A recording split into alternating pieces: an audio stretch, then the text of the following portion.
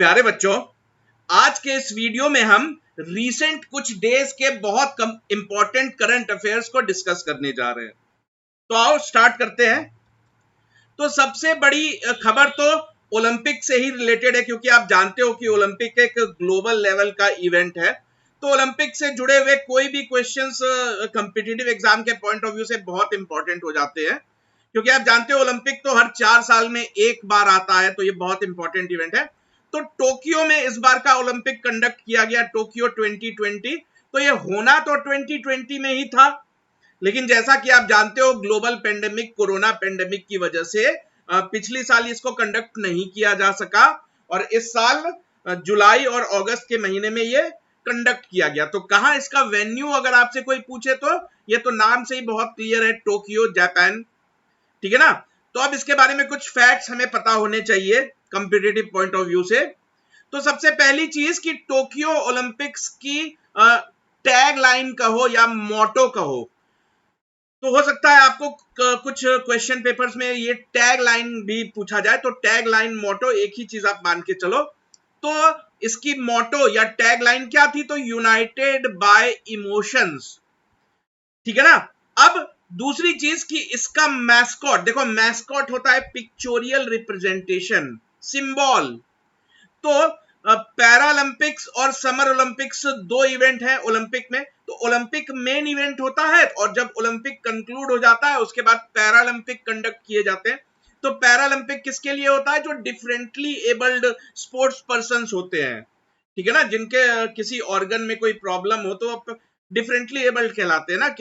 तो differently able लोगों के लिए जो ओलंपिक होती है उसको पैरालंपिक बोलते हैं। तो यहाँ कंफ्यूज मत होना। तो समर ओलंपिक का मैस्कॉट मिराइटोवा था, मिराइटोवा ये जो आप देख रहे हो।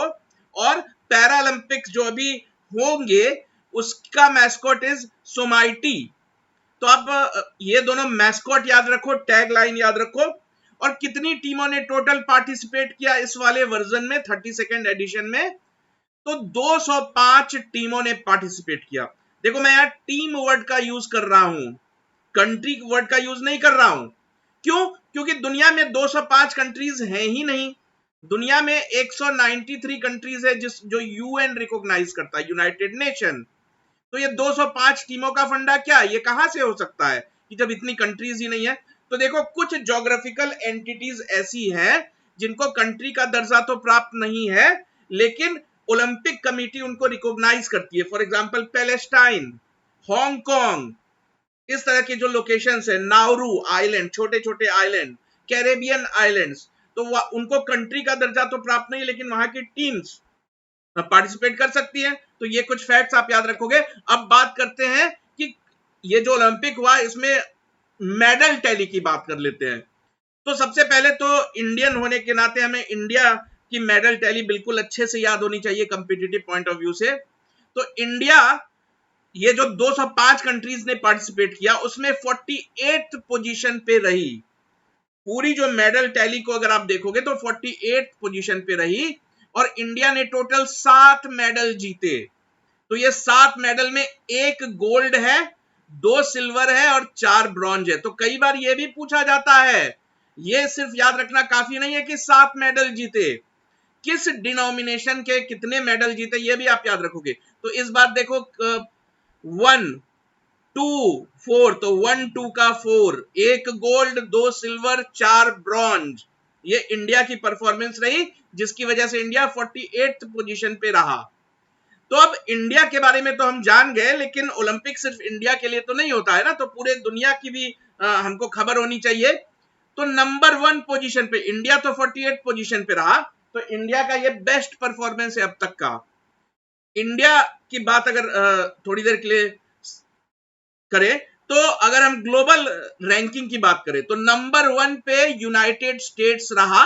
यूनाइटेड स्टेट्स ने टोटल 113 मेडल जीते। तो यूनाइटेड स्टेट्स ने कितने गोल्ड, कितने सिल्वर, कितने ब्रॉन्ज जीते ये याद रखने की आपको जरूरत नहीं है।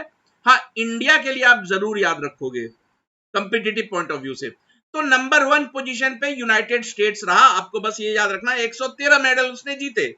नंबर 2 पे चाइना और नंबर 3 पे जापान। तो ये आप याद रखोगे, इंडिया की पोजीशन 48th पोजीशन। तो अब इंडिया ने जो 7 मेडल जीते, तो कंपिटिटिव पॉइंट ऑफ व्यू से आपको पता होनी चाहिए कि ये 7 मेडल जीतने वाले खिलाड़ी कौन से थे। तो यहां देखो, इंडिया ने 1 गोल्ड जीता, तो वो गोल्ड किसने जीता, तो नीरज चोपड़ा ने जीता। तो आपको खिलाड़ी का नाम याद रखना है और वो किस स्पोर्ट से जुड़ा हुआ है, किस स्पोर्ट में उसने इंडिया को मेडल दिलाया, ये भी आपको याद रखना है। तो आप वीडियो पॉज करके ये टेबल अच्छे से याद कर लोगे, ठीक है ना, क्योंकि इसमें मेरे लिए समझाने के लिए तो कुछ है नहीं।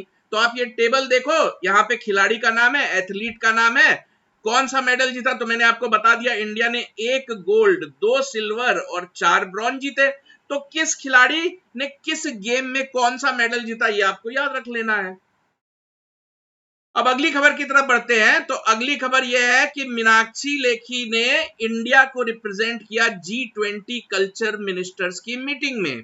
तो मीनाक्षी लेखी कौन है, तो वो हमारे देश की यानी गवर्नमेंट ऑफ इंडिया की minister of state for culture है, ठीक है ना।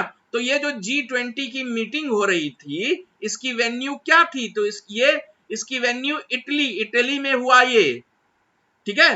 तो बस आप याद रखोगे कि वेन्यू और इंडिया को किसने रिप्रेजेंट किया, उससे ज्यादा कुछ याद रखने की अभी जरूरत है नहीं। अगली खबर डिफेंस से। तो इंडिया और इंडोनेशिया के बीच रिसेंटली कॉर्पेट नाम की नेवी ड्रिल हुई। तो कॉर्पेट का क्या मतलब होता है, कॉर्पेट यानी कोऑर्डिनेटेड पेट्रोल, CO का मतलब कोऑर्डिनेटेड, COR का मतलब कोऑर्डिनेटेड, PAT का मतलब पेट्रोल। पेट्रोल यानी कि आप समुद्र में जो नजर बनाए रखते हो, पेट्रोलिंग करते रहते हो। तो इंडिया और इंडोनेशिया, बस आप याद रखो ये कहां पे, ये जो नेवी की ड्रिल हुई कहां पे कंडक्ट की गई, तो इंडियन ओशियन रीजन में की गई। इंडिया की तरफ से INS सरयू ने पार्टिसिपेट किया और इंडोनेशिया की तरफ से KRI बोंग टोमो ने पार्टिसिपेट किया। तो आपको यह भी याद रखना है कि इंडियन नेवी की तरफ से कौन सा व्हीकल इसमें पार्टिसिपेट कर रहा था। तो अगली न्यूज देखते हैं। तो यह बहुत अच्छी खबर है कि 56 साल के बाद इंडिया और बांग्लादेश ने फ्लाइट सर्विसेज चालू कर दी है हल्दीबाड़ी चिलाहाटी रेल रूट के ऊपर। तो 1965 में जब इंडिया चाइना का वॉर हो रहा था, उस वक्त बांग्लादेश बना भी नहीं था, वो पाकिस्तान हुआ करता था, ईस्ट पाकिस्तान हुआ करता था। तो उस वक्त ही ये रेल लाइन कट ऑफ हो गई थी। तो अब 56 साल के बाद ये फिर से इनॉग्रेट की गई है। तो इस तरह के क्वेश्चन कई बार पूछे जाते हैं कि हल्दीबाड़ी चिलाहाटी रेल लाइन जो है वो इंडिया और किस देश के बीच चालू की गई है। तो आपको याद रखना है इंडिया और बांग्लादेश के बीच चालू की गई है, 56 सालों के बाद इसको रीओपन किया गया है। तो पिछले साल दिसंबर में जो हमारे देश के प्राइम मिनिस्टर हैं और बांग्लादेश की जो प्राइम मिनिस्टर हैं, उन दोनों के बीच वर्चुअल मीटिंग में यह डिसाइड हुआ था कि हम इस रेल लाइन को रीओपन करेंगे। तो ये रेल लाइन हल्दीबाड़ी कहां है, तो इंडिया के वेस्ट बंगाल में, वेस्ट बंगाल के कूच बिहार डिस्ट्रिक्ट में है। तो वहां से रेल लाइन चल के बांग्लादेश के चिलाहाटी जाएगी। अगली न्यूज, तो नजीब मिकाटी लेबनान के अगले प्राइम मिनिस्टर बने हैं। तो आपको नाम और कंट्री का नाम और डेजिग्नेशन याद रखना, इतना तो याद रखना है कि प्राइम मिनिस्टर बने या प्रेसिडेंट बने। तो प्राइम मिनिस्टर बने कौन, नजीब मिकाटी, कहां के, तो लेबनान के।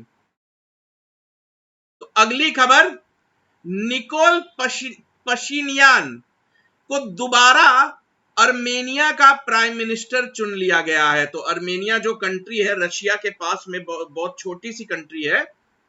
तो अर्मेनिया के फिर से ये प्राइम मिनिस्टर बन गए, इनका क्या नाम है, निकोल पशिनियान। अगली न्यूज, पड़ोसी देश म्यांमार से।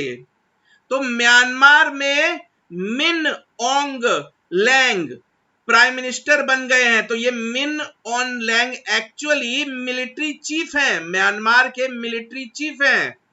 तो म्यांमार में आपको पता ही होगा कि कुछ महीनों पहले मिलिट्री कू हुआ, वहां की जो डेमोक्रेटिकली इलेक्टेड गवर्नमेंट थी उसको नजरबंद कर दिया गया है। तो मिलिट्री टेक ओवर हुआ है म्यांमार में। तो ये जो मिन ऑन्ग लैंग है ना, तो ये म्यांमार के मिलिट्री चीफ हुआ करते हैं, तो इनको ही प्राइम मिनिस्टर बनाया गया, इंटरिम प्राइम मिनिस्टर इलेक्ट हो गए हैं ये। अगली न्यूज देखते हैं। अगली न्यूज है कि गवर्नमेंट ऑफ इंडिया ने सफल नाम का एक असेसमेंट फ्रेमवर्क लॉन्च किया। अब ये असेसमेंट फ्रेमवर्क क्या है, तो देखो सीबीएसई स्कूल्स में जो बच्चे पढ़ते हैं उनका एग्जाम होता है, तो उनका एग्जाम जो कंडक्ट होता है वो तो एक तरह से, जैसा कि गवर्नमेंट ऑफ इंडिया ने अपने नोटिफिकेशन में लिखा कि वो तो रट्टा मार एग्जाम होता है, यानी कि वो तो आपने रट लिया और एग्जाम को पास कर लिया, तो इससे कई बार बच्चों की रियल असेसमेंट नहीं हो पाती है। तो अब गवर्नमेंट एक ऐसी असेसमेंट फ्रेमवर्क लाना चाहती है जिसमें आपका इंटेलिजेंस ज्यादा चेक हो, आपकी मेमोरी चेक ना हो, तो यही एक फ्रेमवर्क लाया गया है, सफल फ्रेमवर्क, ठीक है ना, सीबीएसई का। तो आपको बस ये याद रखना है कि सफल फ्रेमवर्क है क्या, तो ये बच्चों की असेसमेंट करेगी कि जैसे टेस्ट होते हैं ना, फाइनल ईयर एग्जाम्स होते हैं ना, तो वैसे ही गवर्नमेंट अब असेसमेंट करेगी।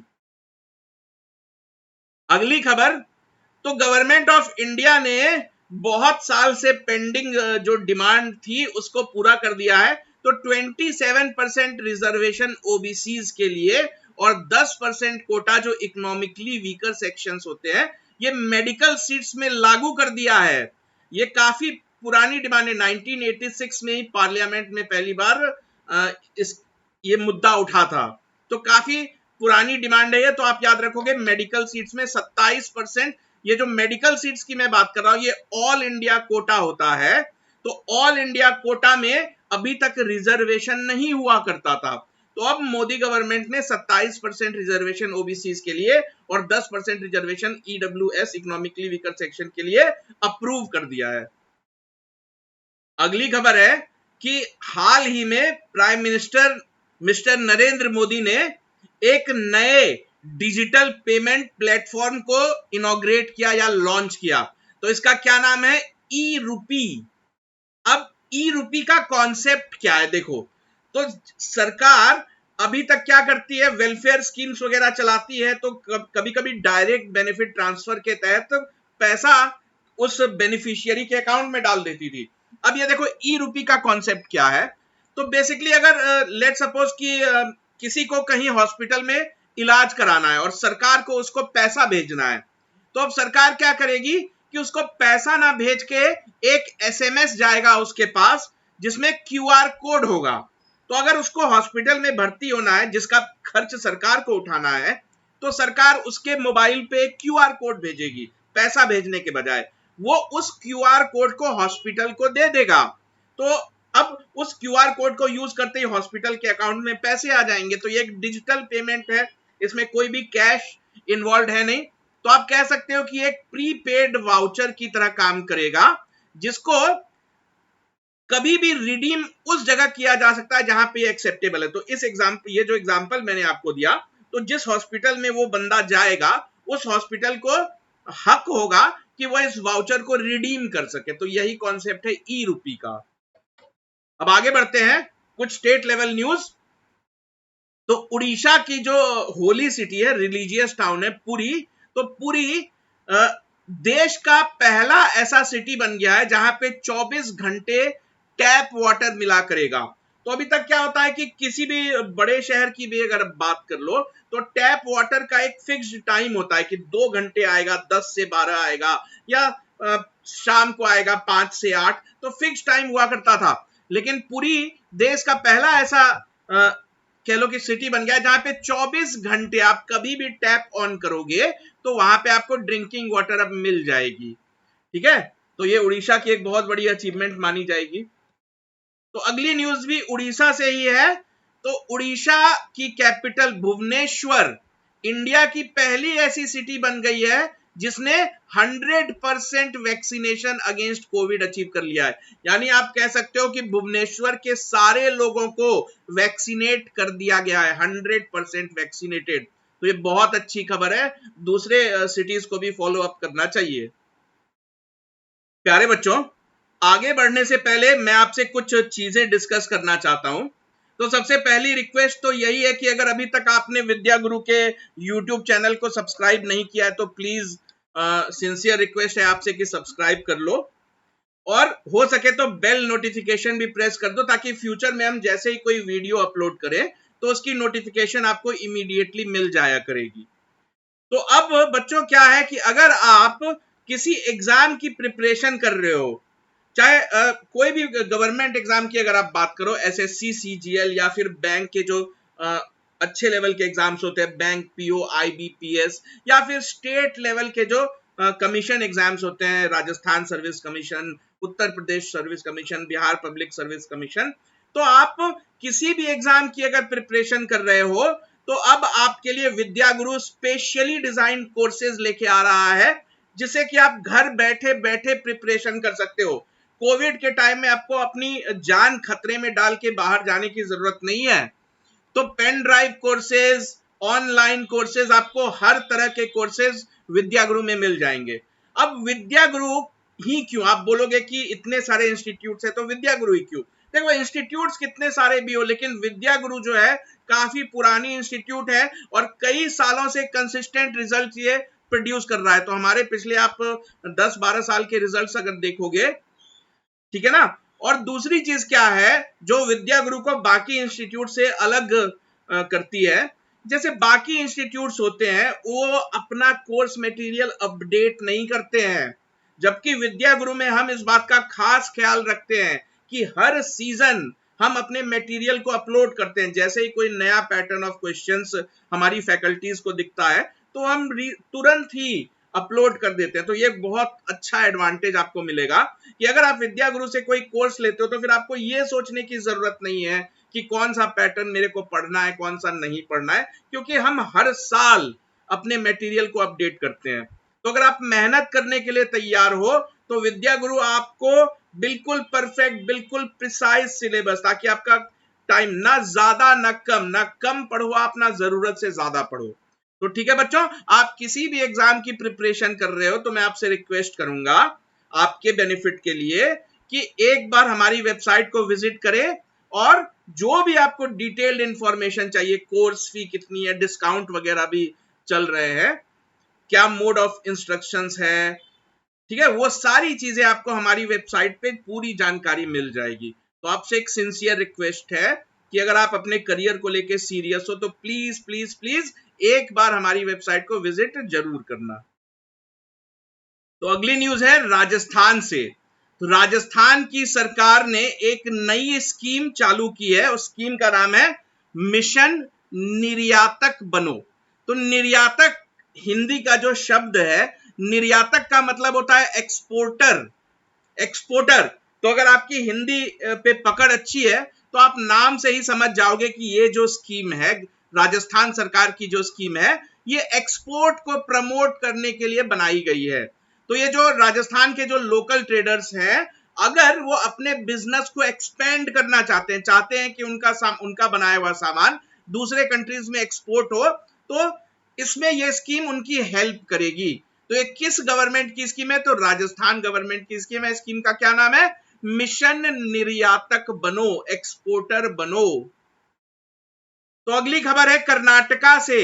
तो कर्नाटका देश का पहला स्टेट बन गया है, पहली स्टेट गवर्नमेंट बन गई है जिसने ट्रांसजेंडर कम्युनिटी के लिए रिजर्वेशन की घोषणा कर दी है।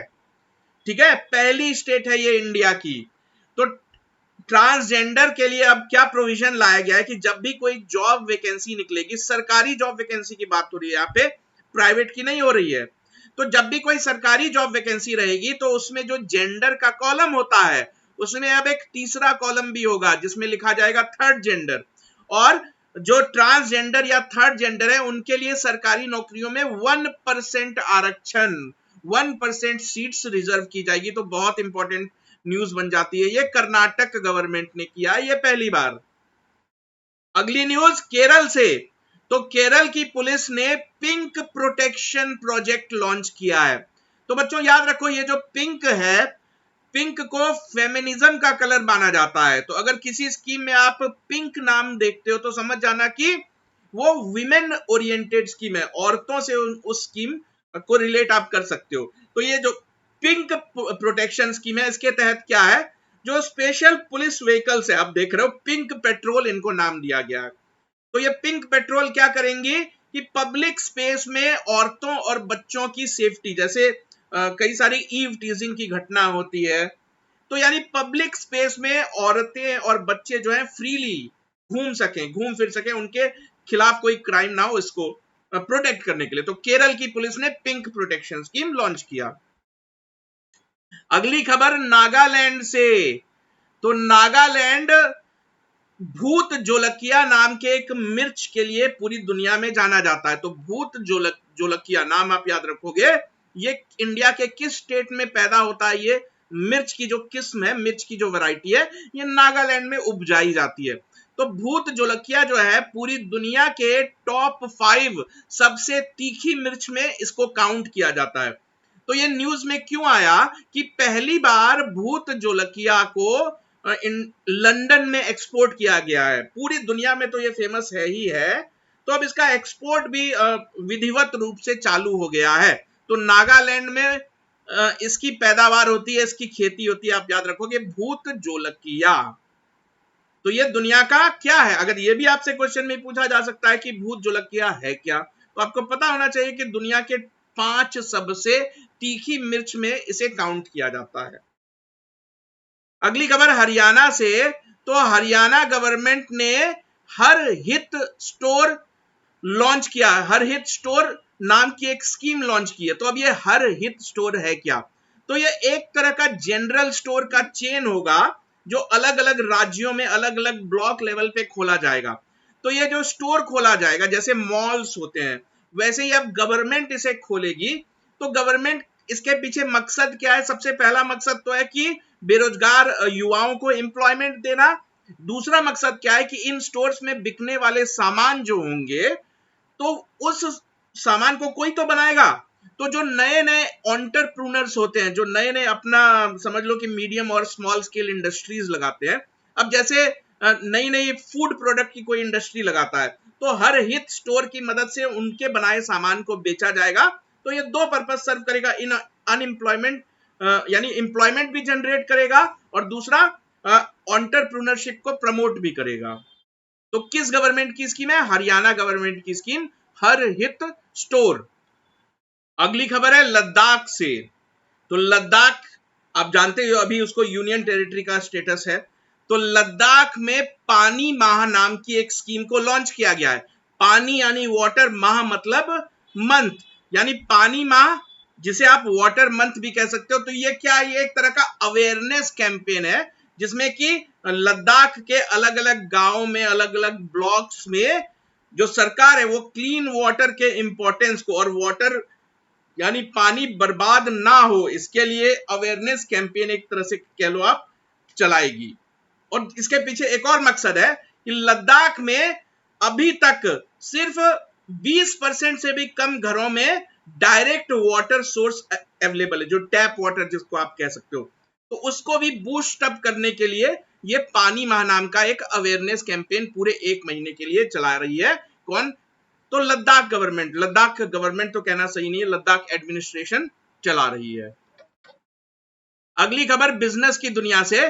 तो फॉर्चून ग्लोबल 500 लिस्ट 2021 के लिए जारी कर दी गई है। तो ये फॉर्चून ग्लोबल 500 की जो लिस्ट है, इसमें दुनिया की जो 500 सबसे स्टेबल, सबसे अच्छी तरह से ग्रो कर रही, या सबसे स्टेबल जो ग्लोबल पूरे दुनिया के लेवल पे जो ऑर्गेनाइजेशंस होती है, उनका लिस्ट जारी किया जाता है। तो इस 500 की लिस्ट में इंडिया की 7 कंपनियां लिस्टेड हैं, ठीक है ना। तो इसमें 7 कंपनियां जो इंडियन है, उसमें सबसे पहले नंबर पे मुकेश अंबानी की कंपनी रिलायंस इंडस्ट्रीज लिमिटेड का नंबर आता है। ठीक, इसको 155th पोजीशन मिली है। रिलायंस इंडस्ट्रीज लिमिटेड जो 500 की लिस्ट है, उसमें पहली इंडियन कंपनी अगर कोई लिस्टेड है तो वो है रिलायंस इंडस्ट्रीज, 155वें नंबर पे। टोटल 7 कंपनीज लिस्टेड है। अब आप बोलोगे कि ये तो पूरी दुनिया की लिस्ट है, तो नंबर 1 पे कौन है, तो नंबर 1 पे वॉलमार्ट है। वॉलमार्ट आप जानते हो ना, पूरे सुपर स्टोर की चेन है, पूरी दुनिया में फैली हुई है। अगली खबर भी बिजनेस की दुनिया से ही है। HDFC बैंक ने एक नई स्कीम लॉन्च की है जिसको नाम दिया गया है दुकानदार ओवरड्राफ्ट स्कीम। तो अब ये ओवरड्राफ्ट स्कीम क्या है? तो ये छोटे दुकानदारों को ओवरड्राफ्ट की फैसिलिटी देती है। अब ओवरड्राफ्ट का कॉन्सेप्ट क्या है बच्चों, समझ लो। मान लो आपके अकाउंट में 10,000 रुपए हैं, 10,000 रुपए आप किसी को कोई चेक काट के दोगे तो आप 11,000 का चेक दे सकते हो क्या? आपका तो चेक ही बाउंस हो जाएगा, बैलेंस ही नहीं है उतना। ओवरड्राफ्ट का मतलब होता है कि आपके अकाउंट में भले ही 10,000 रुपए हो, लेकिन बैंक अगर आपको ओवरड्राफ्ट की फैसिलिटी दे रही है, लेट सपोज बैंक ने आपको 5,000 की ओवरड्राफ्ट की फैसिलिटी दी है, यानी आपके अकाउंट में जितने पैसे हैं उससे 5,000 एक्स्ट्रा तक का आप किसी को चेक वगैरह इश्यू कर सकते हो। तो HDFC बैंक ने ये स्कीम लॉन्च की है, दुकानदार ओवरड्राफ्ट स्कीम। ये छोटे दुकानदारों को, क्योंकि आप जान रहे हो कोरोना के टाइम में इकोनॉमी को काफी प्रभावित किया है, तो छोटे दुकानदारों को ओवरड्राफ्ट की फैसिलिटी मिले, इसीलिए HDFC बैंक ने ये स्कीम लॉन्च की। अगली खबर है, सिरोज काशिफ बन गए हैं दुनिया के सबसे कम उम्र के इंसान जिन्होंने K2 माउंटेन को क्लाइंब किया है। तो आप जानते हो कि जो K2 माउंटेन है वो हिमालयन माउंटेन सिस्टम या कह लो कि दुनिया की सेकेंड हाईएस्ट पीक है, एवरेस्ट के बाद, माउंट एवरेस्ट के बाद K2 का ही नंबर आता है।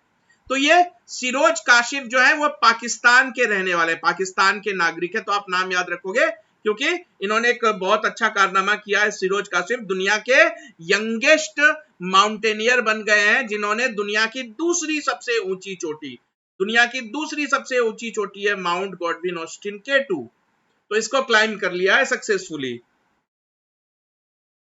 अगली खबर, ऑपरेशन ब्लू फ्रीडम के तहत एक टीम भेजी जा रही है जो सियाचिन ग्लेशियर को क्लाइंब करेगी।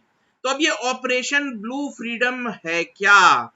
तो देखो, ऑपरेशन ब्लू फ्रीडम जैसे इंडियन आर्मी में, इंडियन नेवी में, तो इंडियन आर्मी और इंडियन नेवी में अगर कोई किसी को डिसेबिलिटी हो जाती है, क्योंकि आप जानते हो कि आर्मी और नेवी जो है हमेशा खतरों का सामना करती है, तो कई बार इंजरी की वजह से उनको डिसेबिलिटी हो जाती है। जैसे आप देख सकते हो ये लोग एक्स आर्मी मैन है, लेकिन इनको इंजरी की वजह से आर्मी रिहेबिलिटेट करती है, यानी एक ऑल्टरनेटिव करियर देना चाहती है। तो इसी प्रोजेक्ट का नाम रखा गया है ऑपरेशन ब्लू फ्रीडम, यानी जो लोग आर्मी और नेवी में सर्व करते हुए डिसेबल हो गए उनको ऑल्टरनेट करियर देना है ना, तो उनको एक एडवेंचर स्पोर्ट्स का करियर प्रोवाइड करने के लिए गवर्नमेंट की स्कीम है ऑपरेशन ब्लू फ्रीडम। तो आप तो पहले ये याद रखना कि ऑपरेशन ब्लू फ्रीडम जो है आर्मी और नेवी से जुड़ी स्कीम है। तो ऑपरेशन ब्लू फ्रीडम के तहत क्या किया गया कि टीम क्लॉ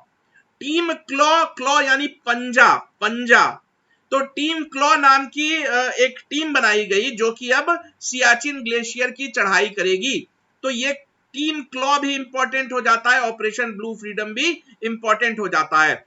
तो अब ये टीम क्लॉ जो सियाचिन ग्लेशियर की चढ़ाई करने के लिए जा रही है, तो ये दुनिया का नया वर्ल्ड रिकॉर्ड बनेगा, क्योंकि ये जो टीम क्लॉ है इसमें जितने भी लोग शामिल हैं वो फिजिकली डिफरेंटली एबल है। डिसेबल कहना अच्छी बात नहीं है, हम डिफरेंटली एबल वर्ड का प्रयोग करेंगे। तो ये लोग डिफरेंटली एबल्ड हैं और ये वर्ल्ड रिकॉर्ड बनाने जा रहे हैं कि सारी की सारी टीम डिफरेंटली एबल्ड लोगों की है जो सियाचिन ग्लेशियर पे चढ़ाई करेगी। अगली खबर, खेल रत्न अवार्ड का नाम मेजर ध्यानचंद खेल रत्न अवार्ड कर दिया गया। पहले इसको राजीव गांधी खेल रत्न अवार्ड के नाम से जाना जाता था, लेकिन अब इस साल से इसका नाम बदल के मेजर ध्यानचंद खेल रत्न अवार्ड रख दिया गया। तो मेजर ध्यानचंद कौन थे? आपको अगर नहीं पता है तो मैं बता दूं, ये लेजेंडरी इंडियन हॉकी प्लेयर थे, लेजेंडरी इंडियन हॉकी प्लेयर। इनका जन्मदिन 29 अगस्त को होता है और उस दिन को नेशनल स्पोर्ट्स डे के रूप में मनाया जाता है। तो ये लेजेंडरी हॉकी प्लेयर थे, इन्होंने देश को 3 ओलंपिक गोल्ड्स दिलाए। ये उस वक्त की बात है जब इंडियन हॉकी टीम दुनिया की नंबर 1 हॉकी टीम हुआ करती थी। अगली खबर, साइरस पूनावाला को लोकमान्य तिलक नेशनल अवार्ड से सम्मानित किया गया है। तो अब आप पूछोगे साइरस पूनावाला कौन है? तो साइरस पूनावाला पुणे में जो SI serum institute of India है, जहां से कोवैक्सीन और कोविशील्ड बनाई है सरकार से कोलैबोरेट करके, तो ये उसके चेयरमैन हैं। तो कोविड में प्रिपेयर्डनेस के लिए, देश की सेवा करने के लिए इनको लोकमान्य तिलक अवार्ड मिला है। तो आप याद रखोगे साइरस पूनावाला कौन है, तो चेयरमैन है। किस चीज के चेयरमैन है? Serum institute of India. Serum institute of India है कहां? तो ये पुणे में है। ये सारी चीज इंपॉर्टेंट हो जाती है क्योंकि आप जान ही रहे हो वैक्सीन इन्होंने ही बनाया है, सीरम इंस्टीट्यूट ऑफ इंडिया ने ही बनाया है। तो ये बहुत इंपॉर्टेंट खबर हो जाती है। अगली खबर, इंडिया की पहली सोलर फेरी आदित्य को गुस्ताव ट्रोव अवार्ड मिला है। तो ये गुस्ताव ट्रोव अवार्ड एक्चुअली एक कैनेडियन अवार्ड है। कनाडा की एक, मतलब समझ लो, एक ऑर्गेनाइजेशन ने पूरी दुनिया के जो जितनी भी फेरीज हैं उसको स्टडी किया और फिर अवार्ड दिया। तो ये न्यूज इसलिए इंपॉर्टेंट हो जाती है क्योंकि आदित्य इंडिया की पहली सोलर फेरी है, सोलर पावर्ड फेरी है। तो ये फेरी कहां से कहां तक चलती है? तो वाईकॉम से थवन कडवू तक चलती है। तो ये दोनों लोकेशंस केरल में ही है, ठीक है ना? तो बस आप इतना याद रखोगे। तो नेक्स्ट न्यूज है, बुल्गारी क्या है? इटालियन लग्जरी ब्रांड है। तो बुल्गारी ने प्रियंका चोपड़ा जोनस को अपना ग्लोबल ब्रांड एम्बेसडर चूज किया। ये बहुत बड़ी बात है क्योंकि ये international one of the most expensive, most renowned luxury brand है। तो किसी इंडियन का चुना जाना तो काफी गर्व की बात है। तो प्रियंका चोपड़ा जोनस को इसका ग्लोबल ब्रांड एम्बेसडर चुन लिया गया है। तो प्यारे बच्चों, आई होप कि आपको ये वीडियो पसंद आई हो, और अगर पसंद आई हो तो प्लीज एक लाइक कर दो ताकि हमारी मेहनत का थोड़ा सा फल तो हमें मिल जाए। और अगर आपने अभी तक सब्सक्राइब नहीं किया चैनल को तो प्लीज बच्चों, प्लीज मैं आपसे रिक्वेस्ट कर रहा हूं एक और बार कि प्लीज सब्सक्राइब कर लो, क्योंकि हम ये जो वीडियोस बनाते हैं वो आपके बेनिफिट के लिए ही बनाते हैं। तो अगर ये वीडियोस आप तक रेगुलरली पहुंचती रहे तो हमें भी खुशी होगी, ठीक है? तो अगर अभी तक आपने नोटिफिकेशन बेल को प्रेस नहीं किया तो प्लीज वो भी कर दो, ताकि जैसे ही हम अगली कोई वीडियो अपलोड करें तो उसकी नोटिफिकेशन आपको मिलती रहे। तो हम अपना काम करेंगे, आप अपना काम करो, आप मेहनत करने के लिए तैयार रहो। तो अगर आपने मन बना लिया है कि किसी एग्जाम की प्रिपरेशन आप कर रहे हो तो प्लीज हमारी वेबसाइट को विजिट करो। यह आपके लाइफ का one of the best decision साबित होगा। आप विद्या गुरु के साथ प्रिपरेशन करो, ऑनलाइन कोर्सेज, टेस्ट सीरीज, सब कुछ अप टू डेट, बिल्कुल लेटेस्ट पैटर्न पे आपको मिलेंगे।